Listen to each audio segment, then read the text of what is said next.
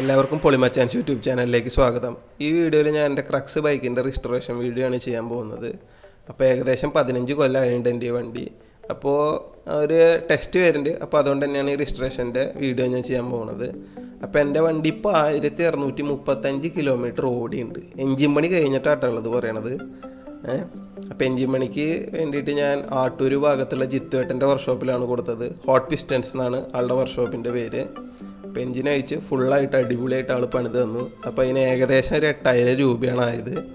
അപ്പോൾ എന്തായാലും ടെസ്റ്റ് വരികയാണ്. അപ്പോൾ ഫുള്ളായിട്ട് അടിപൊളിയായി പണിയാമെന്ന് വെച്ചിട്ടാണ് എൻജിൻ പണി അടക്കം ചെയ്തത്.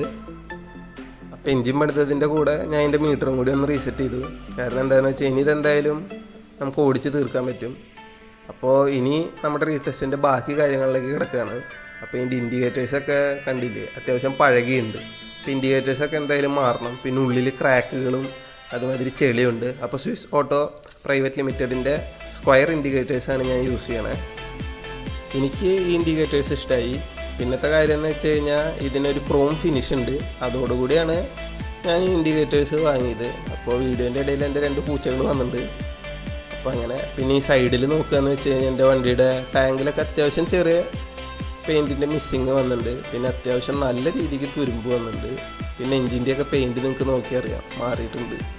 അതായത് പോയിട്ടുണ്ട് അത്യാവശ്യം പെയിൻറ്റൊക്കെ.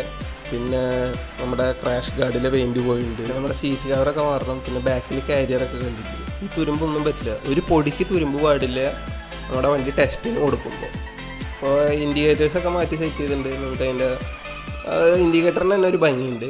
പിന്നെ ഈ സൈഡിലേക്ക് വരുമ്പോൾ നമ്മുടെ എൻജിൻ്റെ ഈ ഭാഗത്ത് നല്ല രീതിക്ക് തുരുമ്പുണ്ട്, പെയിൻറ്റ് പോയിട്ടുണ്ട്. ഇതൊക്കെ മാറ്റണം. പിന്നെ അതുമാതിരി തന്നെ ബ്രേക്കിൻ്റെ ആ സൈഡിലൊക്കെ പെയിൻറ്റ് പോയിട്ടുണ്ട്, അതും മാറ്റണം.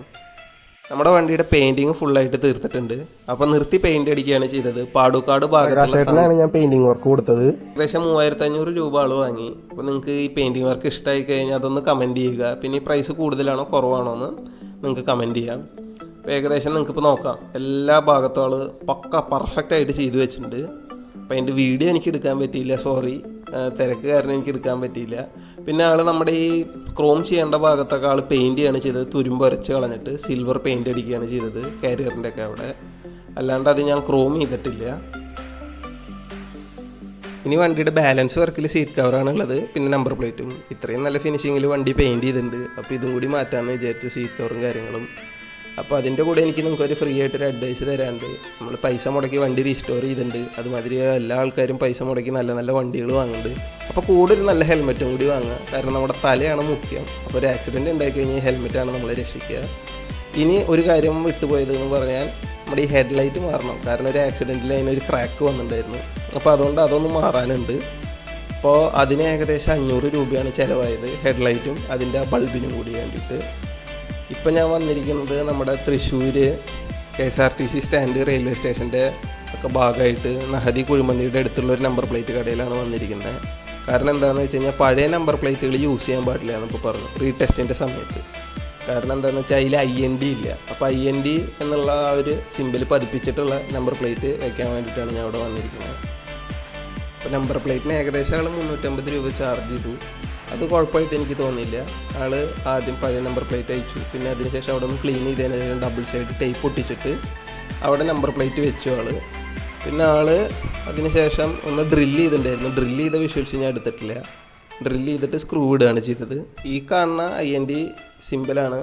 പിന്നെ ആ സ്റ്റിക്കറാണ് നമ്മുടെ നമ്പർ പ്ലേറ്റിന് വേണ്ടത്. അപ്പോൾ ഇതിന് വേണ്ടിയിട്ടാണ് നമ്മുടെ റീടെസ്റ്റിന് വേണ്ടിയിട്ട് അവർ ഈ നമ്പർ പ്ലേറ്റ് മാറ്റാൻ പറഞ്ഞത്. എന്തായാലും കുഴപ്പമില്ല, വർക്കും കാര്യങ്ങളും ഇവരുടെ സൂപ്പറാണ്. നിങ്ങൾക്ക് ഇവിടേക്ക് വരാം. ഇനി നമ്മുടെ ബാലൻസ് ഉള്ള സീറ്റ് വർക്ക്, അതിന് വേണ്ടിയിട്ട് ഞാൻ തൃശ്ശൂർ ഉള്ള സ്പൈഗിൾ അപ്പോൾസ്ട്രിയിലാണ് വന്നിരിക്കുന്നത്. അത് നമ്മുടെ MG റോഡിൽ നിന്നില്ലേ ഇറങ്ങിയിട്ട് ഡോക്ക് ആൻഡ് മാർക്കും ലെങ്സ് ആൻഡ് ഫ്രെയിംസിൻ്റെ ഒക്കെ ലെഫ്റ്റ് സൈഡിലേക്ക് നോക്കിയാൽ നിങ്ങൾക്ക് കാണാം. ഇവിടെ നല്ല രീതിയിൽ സീറ്റ് കവറും കാര്യങ്ങളും ചെയ്തു തരും.